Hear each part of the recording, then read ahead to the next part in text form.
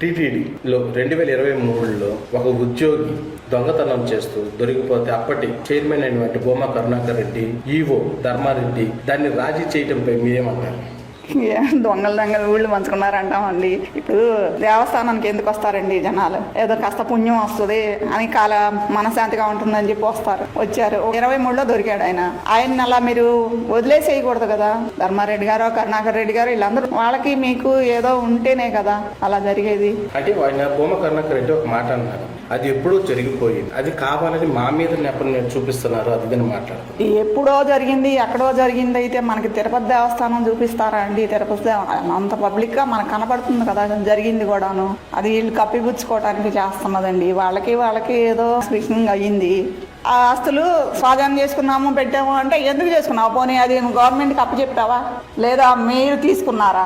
అదైనా మాకు జనాలకి తెలవాలి కదా, పబ్లిక్ తెలవాలి కదా. మీ డబ్బులు కాదు కదా, ప్రజల సొమ్ము, దేవుడి సొమ్ము. దేవుడి సొమ్ము దోసుకుని మీరేం బాగుపడతారు?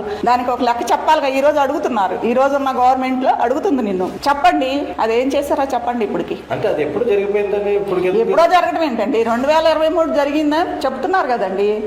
ఇంకా మీరు ఓటరించడమో అబద్ధాలు మాట్లాడటమో కాదు కదా. దొరికారు కాబట్టి ఇప్పుడు ఈ రోజు అలా మాట్లాడుతున్నారు. 100 కోట్ల ఆస్తులు అంటే మాటల ఏం చేశారు? అదంతా మీరు లెక్క చెప్పాల్సిన బాధ్యత అయితే ఉంది కదా. నేను కూడా ఒక భక్తురాలుగా అడుగుతున్నాను.